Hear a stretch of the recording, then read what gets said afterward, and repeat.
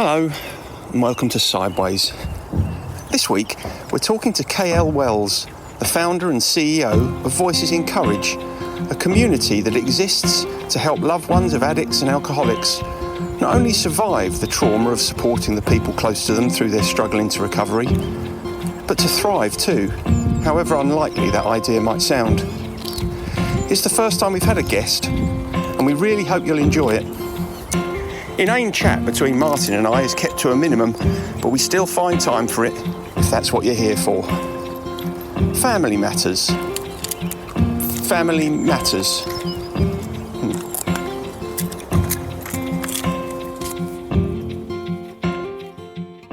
Can you hear me now? I can. You got your mic working then? Yeah, it obviously just needed a reboot. That was a bit weird, wasn't it? Yeah. Don't start throwing around phrases like reboot, like you know what we're talking about.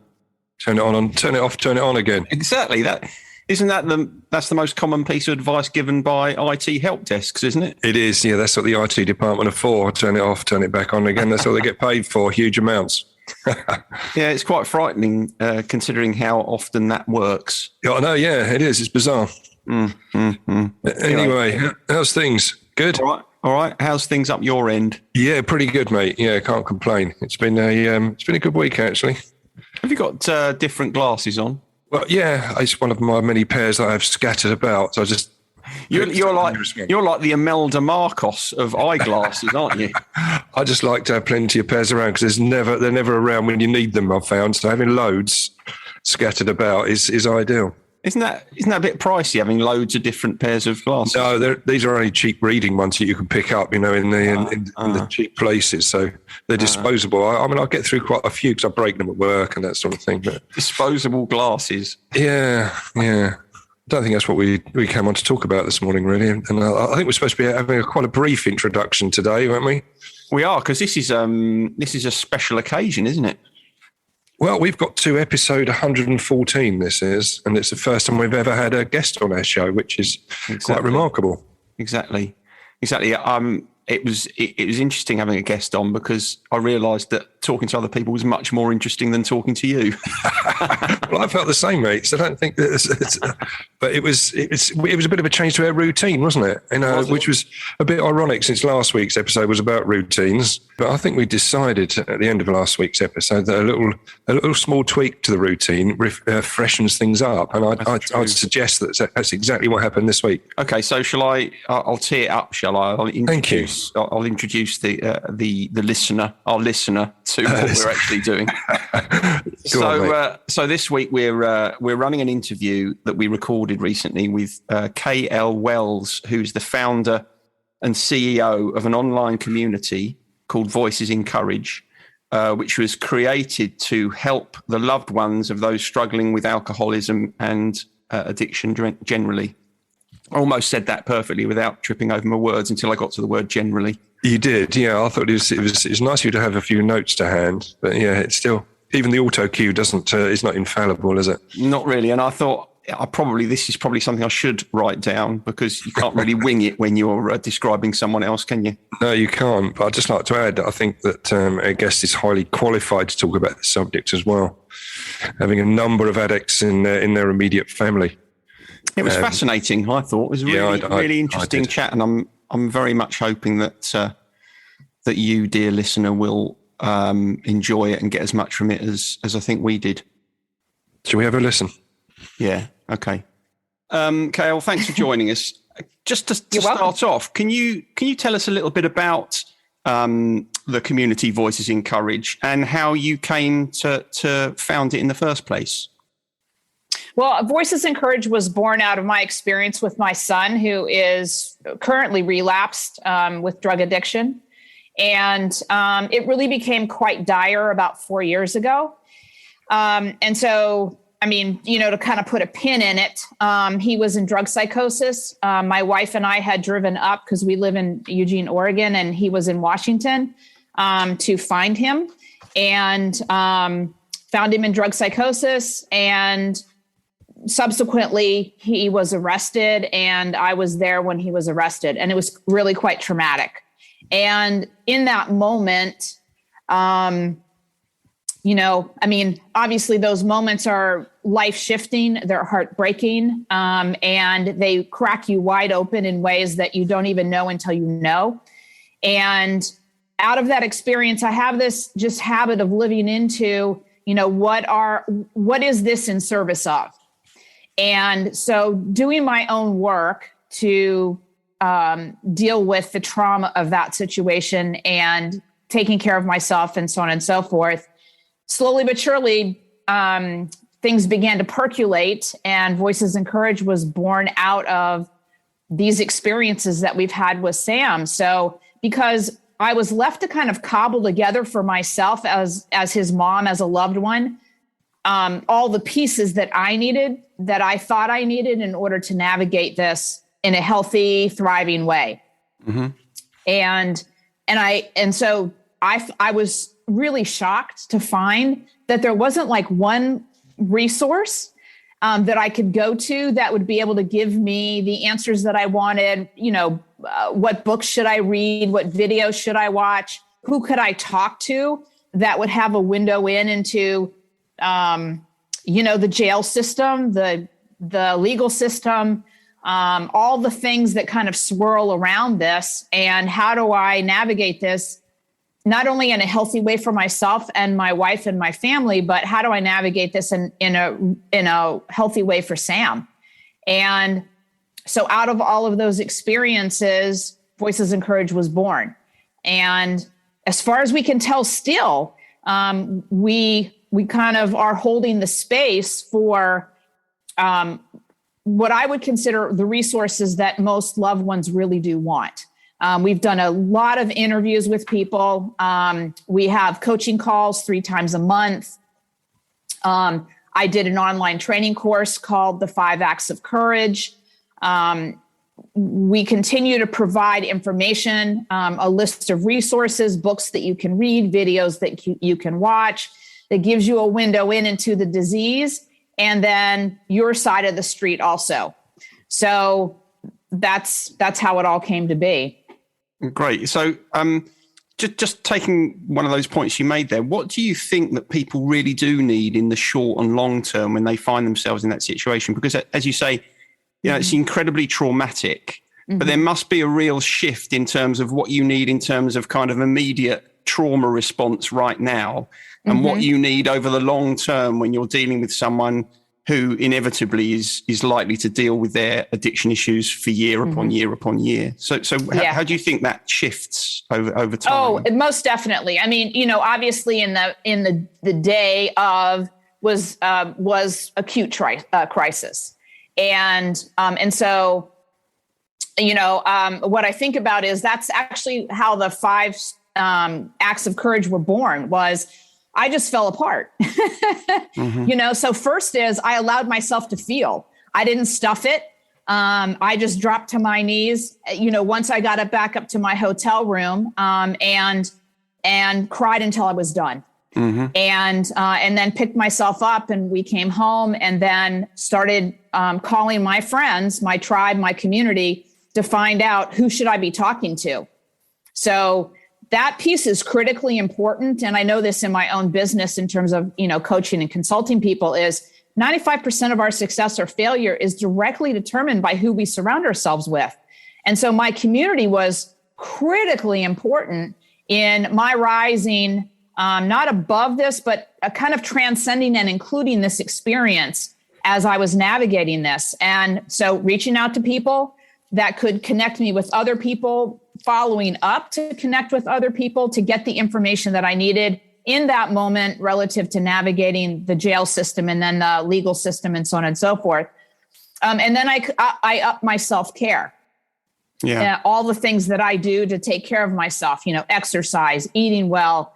I have a fairly strict regimen, high antioxidants, getting out in nature on a regular basis. I backpack regularly as a way to disconnect and refuel and recharge.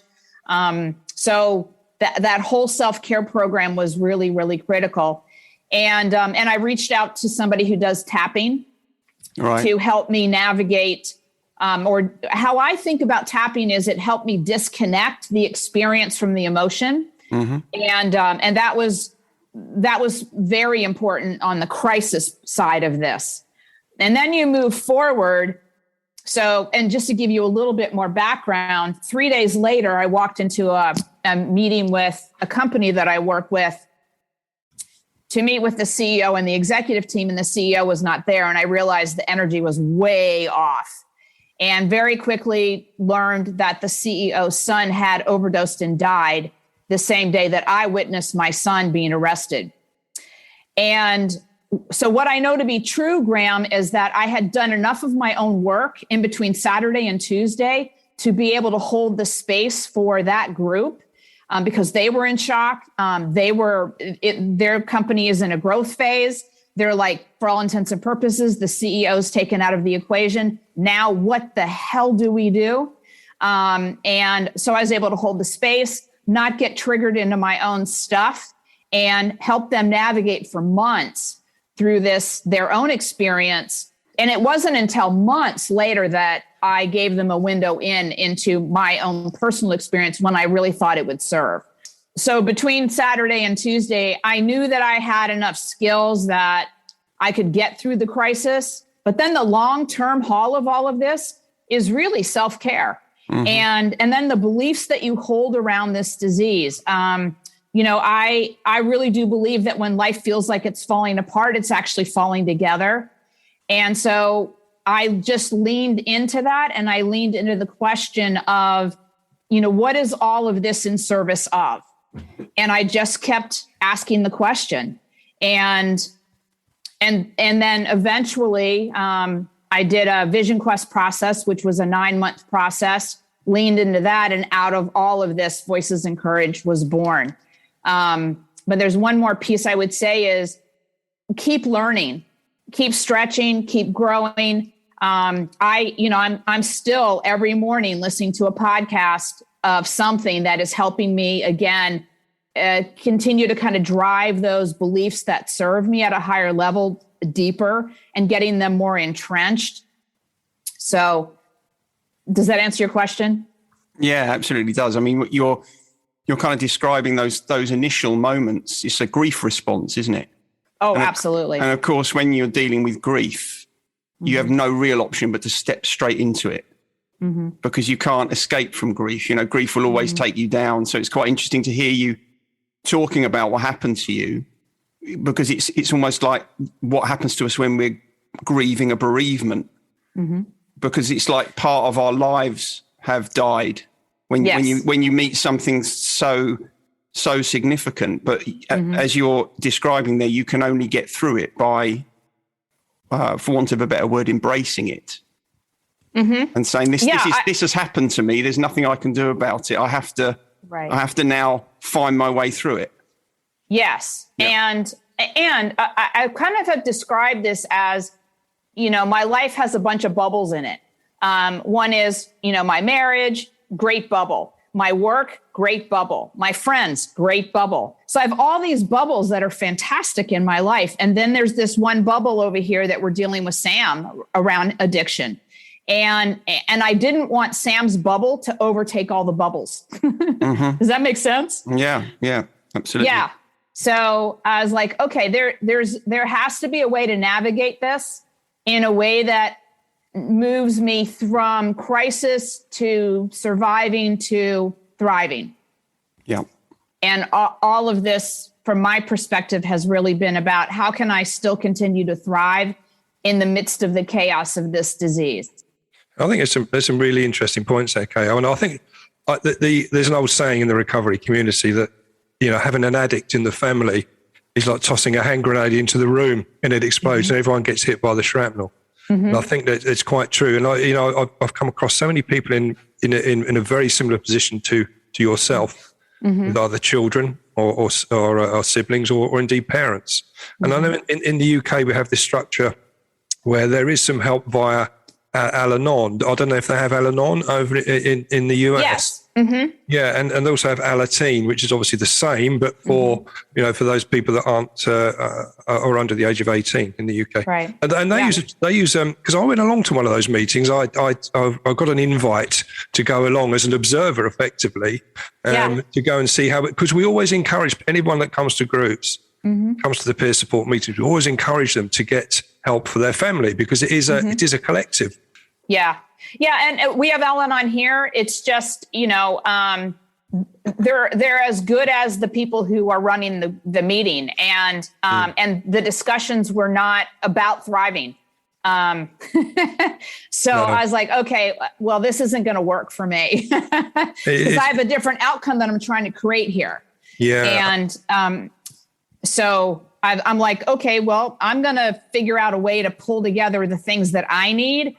And then it became, well, there are a lot of people who need these things. And the other thing too is, I'm sure, if you've found, is that the meetings are available at a certain day, certain time. And so if you're not able to go certain day, certain time, then what do you do? So, on our membership site, everything's posted. So you can go at 3:00 in the morning or whenever you're available and listen to people talk about their own journey through navigating as a loved one. And then, get a whole bunch of other information too, and coaching and so on and so forth on your time. So I'd like to ask both of you a question actually about Al-Anon, because I can remember, Martin, when you and I were talking about it, and it reminded me of something that KL just said, that I think you said to me there was a kind of an atmosphere of kind of collective frustration and anger, which obviously is a very kind of negative energy. And I wonder if in some ways that's something that might even hold people back rather than help them move forward. And it seemed to me that was perhaps what you were getting at, KL, there. Was that right? Oh, most definitely. I was super clear that who my son is, when he's clean and sober, is an awesome person. And then there's the Sam who is the addict, and they're completely two different people. And I just saw him this past weekend, and I said to him, I just want to be clear again. No matter what you do, you are always going to be loved. I've never raised my voice to him. I've never, blamed him. I've never, it just isn't in my nature, because it's non-serving. And so there was a lot of blame that I heard, a lot of frustration, a lot of kind of denial about the disease, not understanding the disease at the level that I wanted to understand it. I wanted to know about the brain science. I wanted to know more about how this disease actually works physically in an addict or alcoholic's body. And then I wanted to know, what are the things that I can do to thrive in the midst of this chaos? And none of that was available. And so, okay, I knew what my outcome was. And that was not going to be a strategy that was going to work. So move on. I found the meeting, I didn't know quite what to expect. I wasn't expecting them to be following a 12-step program, I must admit, but it was, I found, and I've spoken to other people that have gone to Al-Anon meetings, and they've said, well, do you know what, it ended up being a bit of a forum for just moaning about the people in their lives that were creating these issues. Right. Rather than the positivity, which you're talking about, which is pretty essential for everyone in these circumstances to get through it from both sides of the fence. So going back to something that KL said there, then Martin, what's it like for an active addict to receive unremitting, unconditional love from someone? I think it's a great message. If everyone did that, KL, I think things would be an awful lot easier. Well, presumably, KL, you would say that you're only able to stand in that position because of the importance you place on being able to work on yourself, because you need a lot of strength to be able to love like that. Correct. Yes, absolutely. I have a foundation of taking care of myself, and partly because of the work that I do also. I'm an executive coach for a lot of people. And as you well know, there's just a lot of shit going on right now and has been for quite a while. And so I had a regimen of self-care before all this took place. And I just went, okay, I got to ratchet that up. And I mean, I think in general, self-care is important, period. Yeah. Just in living life. Yeah. So, but I mean, I think between alcoholism and addiction and the loved ones, we pretty much cover a lot of the planet. And, we should all be taking care of ourselves first and foremost so that we can do our work in the world. And so it's kind of interesting to me in talking to some of my friends who are addicts recovering or are still using, is the same library that I have is the same library that they have. It's all about becoming a better human and a spiritual being and all the things. So I frame all of this in our own, unfolding and kind of undergirded by the belief that pain pushes until vision pulls. And the whole experience with Sam was the cracking open and the pain at such a level that I was compelled to move forward. I just, it took me a little while to see the vision that was working to emerge. Yeah. I mean, one of the things we've spoken often about is how people in active addiction or even in recovery find self-care quite difficult because they find it hard to see themselves as being valuable enough. Exactly. I mean, I deal with worthiness issues all the time. Yeah. In CEOs, C-suite, execs, all of it, because you're human. Yeah. Yeah. And at the basis of everything, we all have the opportunity to deal with our worthiness issues. And that's just part of being human. And hopefully, if we do, then we can, transcend and include the experience of moving into that space where we value the fact that we're on this planet, we have a purpose to live out. And in order to do that, we have to take care of ourselves. Yeah, absolutely. So can I ask you, what do you think is the most misunderstood or ignored aspect of addiction and addiction recovery? Because addiction as a thing is not really widely well understood in society. Mm-hmm. People are very judgmental of addicts and people with addiction issues. So what do you think it is that prevents society from being more understanding, therefore more able to support recovery in people with addiction problems? Well, I guess first and foremost, it is the misunderstanding that it is a disease, and that it transforms your brain. Yeah. And once I understood that, I was like, wow, I didn't have any idea. And so that understanding, I watched a video that I asked about at one of the rehabs that Sam was at, and it was called Pleasure Unwoven. And it described the brain science. And that was illuminating for me to understand what was going on for him. And so I was doing it because I love him and I care about him. And I think if we advance with love first and care and concern for the one that we love who is dealing with alcoholism or drug addiction, because we want them to get better from a disease perspective. And at the same time, we have our own journey in this too.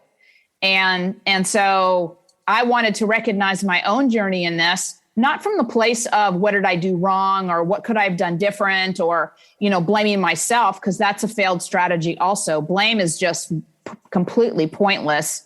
And I do think that to kind of put a pin in it, Graham, is we are steeped in judgment, which is really critical, holier than thou kind of perspective. And it's about blaming. And we have to let that go in order to be able to take on the journey of this disease and our own journey in a way that's serving humanity. Mm-hmm. I think that's an interesting point there, because it is a journey you're pursuing together, isn't it? Yes. You're both seeking out answers to what's going on. But I think it's really important. It's delightful to hear that you're taking on board. You're investigating it, because that's exactly what I did, and exactly what we encourage other people to come into groups to think of. Find out about this, because you do. There's a lot of self blame when an addict gets to the point where he's messing up everything around him. And I think it's a tough position to come from if you don't understand it. And also I don't know if you found it as well, Kale, that people that the family members, they go through the why me situation the same as the addict themselves, and say, why has this happened to my family? We've got this. It's almost like the perfect setup. Apart from this, so why did this happen to us? And it is, and it is. So it's nice to know that the science a bit behind it. Absolutely. And allow for grace. I think grace plays a big role in all of this. But to get back to the question that you posed, it's like, why did it happen to me? Or why is it happening to our family? Is like that why question is like so pointless. Exactly. I'm like, it never crossed my mind to go, why are we dealing with this? Because how am I ever going to know? I just kind of elevated above that question to reframe it in terms of what is this experience meant to serve? And so that was a more empowering question for me to ask myself. I just think the why question is completely non-serving. Kale, there must be times, and there must have been times where it's a struggle for you, and you kind of feel a bit overwhelmed and burdened by it all. How do you pick yourself up when you're feeling like that? Well, yes, absolutely. Like I saw my son this past weekend, and had him in the car. There was a potential for him to go to Phoenix to the rehab because Washington beds were full. But after discussions with him, I realized he could not have navigated being dope sick on a 3-hour flight from Washington to Phoenix. And so there was some disappointment about that, but I have learned to kind of back off of that and allow for the process and the journey that is his and mine. And so I actually, Voices Encourage, we have a team meeting on Mondays. And so when we did our team meeting, everybody wanted to know what happened. And I said, I'm going to turn the recording on. So we recorded me reporting out to them in real time, my personal experience just 2 days earlier, and I got emotional. Wow. And my team got emotional.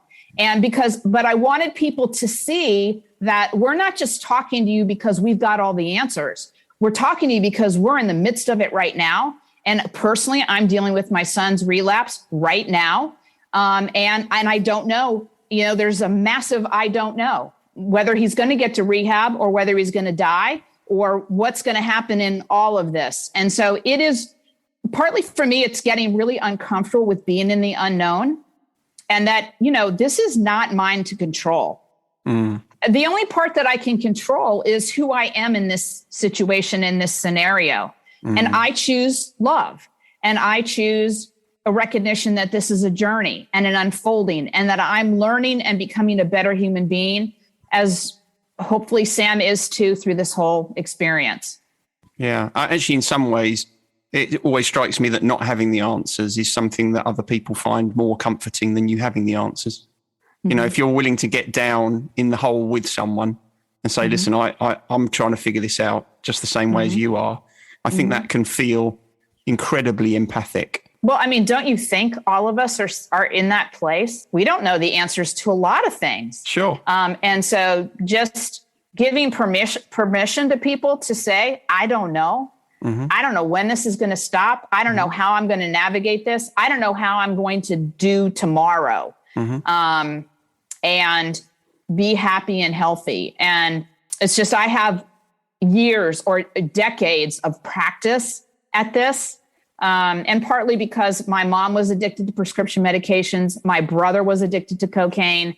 I married an alcoholic, and I'm now married to a recovering alcoholic of almost 29 years.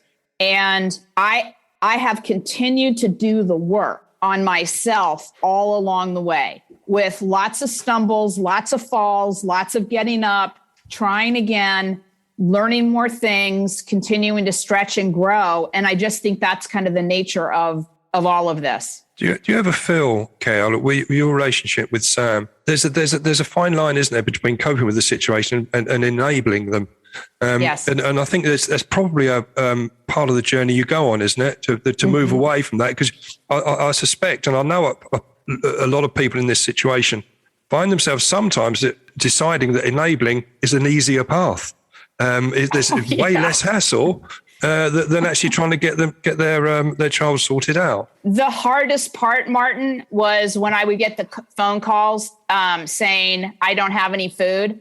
My girlfriend's kicked me out. I don't have a place to be. Basically, I mean, right now, for all intents and purposes, Sam is couch surfing. He's sold his car. His girlfriend has broken up with him. He did call, last month. I'm out of resources. I don't have any food, blah, blah, blah. And I had to say no. And when I saw him on Saturday, I said to him, you have to understand, if I gave you money and the last thing you did was buy drugs and died, I could not live with that. That's kind of where I'm drawing the line. I know myself well enough to know that would potentially put me on an edge that I don't want to be. And so to be able to eyeball with him, be clear about that was super helpful. At the same time, Martin, I mean, through the years, there have been moments where I caved and I sent him money. And I am completely aware that's my own shit. Because I felt like desperately I needed to do something. And I could push that button and send him some money so he could get some food. And whether he got food or not, I was kind of taking care of that desperation inside of my heart to do something that would help. Intellectually understanding that he absolutely could go buy drugs. So that internal struggle is very real. And I dealt with it last week. So it is that one thing is probably the toughest piece for me personally and the Achilles heel. And I just keep getting stronger and stronger and stronger in standing in my own power around that. And then I felt so much better to be able to say that to him, eyeball to eyeball. You have to understand, I cannot give you money. And this is why. And I know people that, one of their hardest things is they'll enable if they think that their loved one's going to end up homeless. And, Patty and I have had conversations about what do we do if he is homeless? What do we do if he dies? And I'm okay with the homeless part because Sam's super resourceful, as most addicts are. And so far, he's been able to couch surf and find his way. And so I don't worry about that part. But it is I'm starving, pulls at my heartstrings. And I at this point right now, as I'm talking to you, I feel very strong in having communicated with him, no more money. And yet I could face it next week and still cave. Don't you think, though, that's partly the success that you're able to have in that area comes from not demanding perfection from yourself? Oh, absolutely. Yes. Yeah. So you recognize that you have an intent, and as far as possible, you will follow that intent, but you recognize that being human means that sometimes you might falter. Yes. I think you're definitely speaking truth there, Graham. It is that grace of allowing our own humanity. And so if we can do that for ourselves, then we can do it for others. Yeah. And then, and I think it also translates in terms of being able to do it for like Sam, because this would have been his 4th or 5th relapse. I've heard a lot of parents or spouses or, people that love them are like, basically, why can't you get this done? Yeah.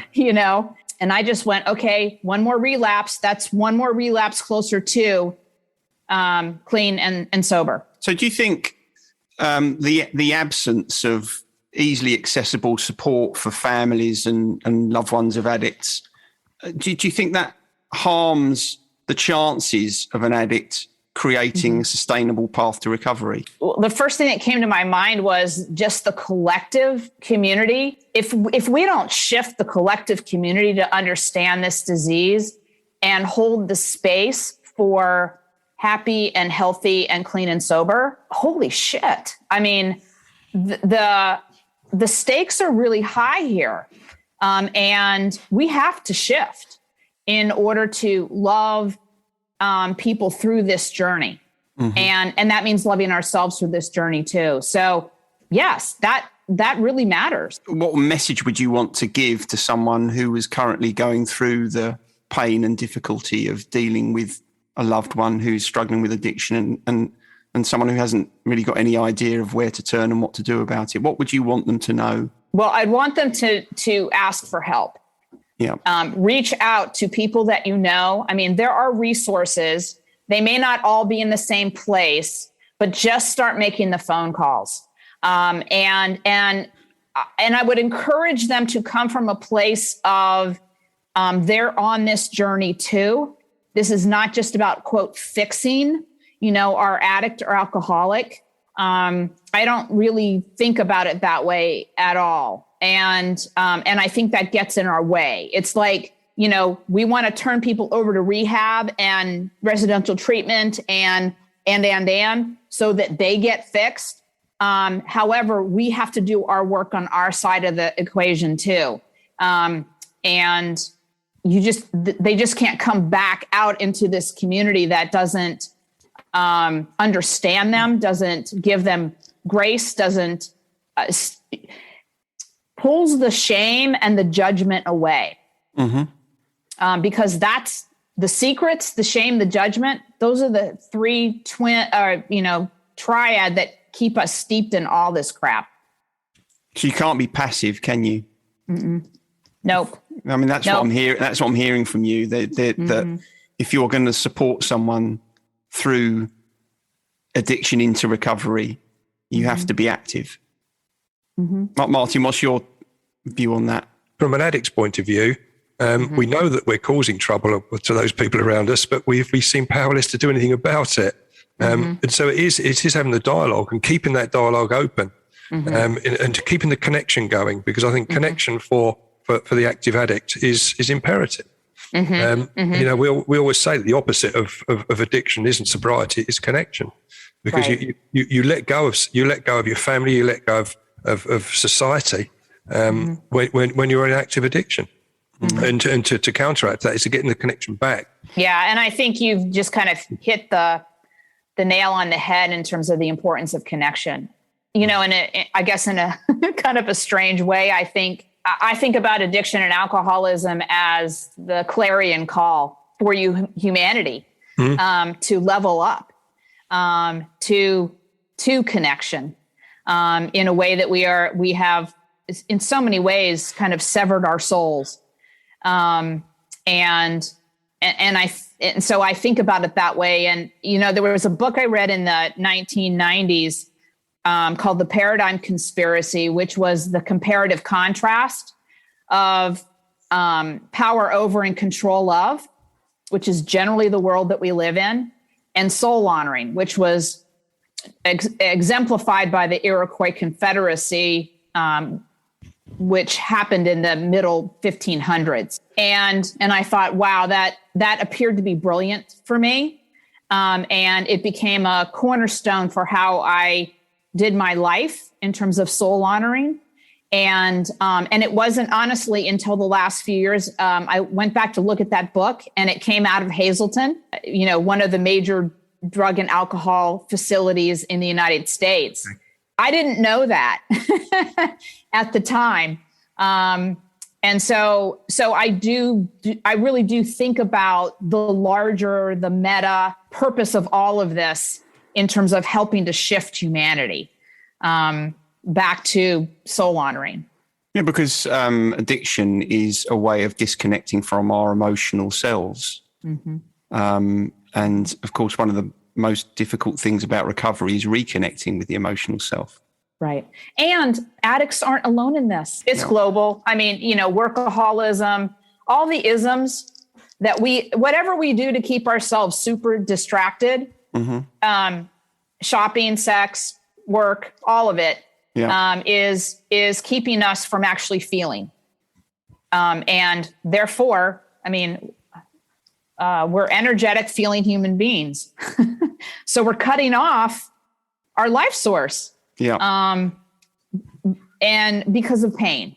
So I do think that this journey from my perspective is to walk through and with pain in a way that honors it and why it's there, and then step into our power in terms of who we are and why we're here, which is to serve. So, KL, is the Voices in Courage community available to anyone globally? Yes, absolutely. If they go to voicesincourage.com, that's the website. It has information, some of my podcasts, blogs, so on and so forth. If they are so inclined, they can give us their email address and we will be sending information on a regular basis.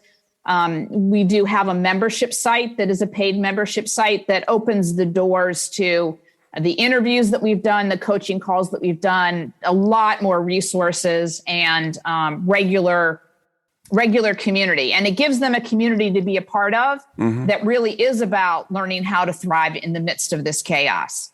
So great. It's been fascinating to talk to you. And thank you. And hopefully all of our listeners will find it similarly fascinating. So thank you very much. I hope so too. So thank you for having me. I am so grateful. Lovely to meet you. And you too. Thank you. Thanks very much. All righty. Bye. Bye. Bye. Take care. Bye. Well, I really enjoyed that interview. I don't know about you. I thought it was a nice general chat, and I think it was such a joy. It was such a joy to hear KL speak so positively about things, and I got a lot from it as well, and I'm sure you did. Yeah, it was in some ways like a breath of fresh air hearing someone talk about dealing with addiction in such a kind of upbeat and relentlessly positive way. It was. Yeah, I think I should probably start a podcast with her rather than you. I'm already onto that, mate. No, she's you're being dropped out. So one could say, couldn't one, that we're both expressing some gratitude for KL's appearance on the show. Oh, yeah. So aside from that, have you got any other points of gratitude this week? Notebooks. Notebooks? Yeah. Have I not had notebooks? I don't know. I'm not sure. I can't remember, but I know it's just a specific one in this case. Just that I had a Christmas present from Lizzie, my youngest. Lovely. And she gave me a sort of a leather bound notebook, if you like, but it's got sideways embossed on it. So it's really? So it's particularly for notes, which has been great because I've just had scraps of paper on my desk where I jot things down as I think of them. But now I've got a place to put them all into order, which suits me greatly. Nice. So I'm grateful for that. That's nice. I need to ask you a question though about notebooks because I don't know if you experience this, but when I get a new notebook, I get very stressed and anxious about writing on the first page. Yeah, I do. I've had to sort of overcome that fear because it does look pristine. But it's nice. It's got a little holder that I can put my pen in as well, so I don't lose my pens. Because that always used to be an annoyance to me, where you pick up your notebook, no pen, but there's got a holder for it. So I'm all organised on that front. Nice. So you write in your notebook in pens? Are you a psychopath? What do you use pencil then? Obviously. Yeah, no, I use pen. I think, that's like someone scratching their fingernails down a blackboard. That is here. Is it? Yeah. Okay, well, a pencil would just slip through the holder, so it's designed for a pen. So there's you wrong. So I do keep my pencils to hand, obviously, but no, my notebook. In fact, I've used it for purposes other than sideways notes as well, which is. Oh no, you're joking! Are you kidding me? No, I didn't. You can't mix notebooks with different subjects. Well, I did. Need some help, mate. I did, but you can just remove those pages. Well, I just cross through them as I don't. Oh my God! So you're crossing through stuff in your notebook and you're removing pages. I haven't removed any pages yet, but I cross them through as like the episode. I have ideas, then once I've done them, I cross them through. I'm going to have nightmares about this. Well, So I'm grateful this week. Actually, my gratitude is related to the interview, really, because I'm feeling quite grateful for positivity and human kindness. And there were two things that brought that to my mind this week. One was the interview that we just listened to. And the other one is the book I'm reading called Humankind, which I can heartily recommend because it's a book that challenges the idea that the world is full of heartless, selfish, nasty people and is relentlessly dark and negative. Okay. And so that's what I'm feeling grateful for this week. That's good. I'm feeling upbeat and positive. That is good because I Until think you told me about your notebooks, which made me feel very dark. Well, I'm pleased I've grounded you in that case. I've probably done you a whole lot of good. But no, you're right. I think we concentrate on the bad things that are going on in the world and the bad people, where the majority can be really positive. Exactly. So should we go on to the Spotify search then? Yeah, go on then. Well, my heading for my notes was Family Matters, or Family Matters. You were pleased with that title, weren't you?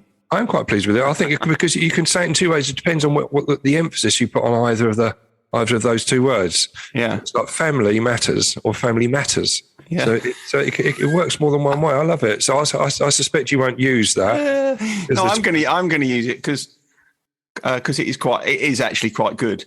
I do enjoy changing your titles when you make them, but on this occasion, I am going to use it. You're going to let it slide. Well, thank you very much. I'm supposed to be grateful. I'm supposed to be grateful for that, am I?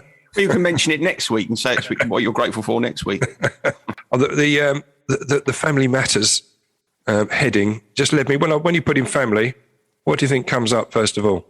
What's the first thing that springs to mind? When We Are Family by Sister Sledge. Exactly. That was the first one that came up, really. I didn't realise it was written by or co-written by Nile Rodgers. I mean, he's been prolific over the years, hasn't he? I suppose the other thing that would come up in a Spotify search would be The Lighthouse Family, which I know one of your favourite bands. No, they're not. No, but they didn't come up there. Well, they did come up as part of the various groups, but. So when the search went in, the Lighthouse Family came up. But there was another song, another group called Sly and the Family Stone, and they did one called "It's a Family Affair." Yeah, it's a family affair. Exactly. Yeah. It's been covered a lot by different groups as well. Not by me. It's just been covered by me, isn't it? Well, not quite as badly as that, but I think some people have put the effort in. But there was also a group called Family. I don't even remember them. It's a rock band from the late 60s, early 70s.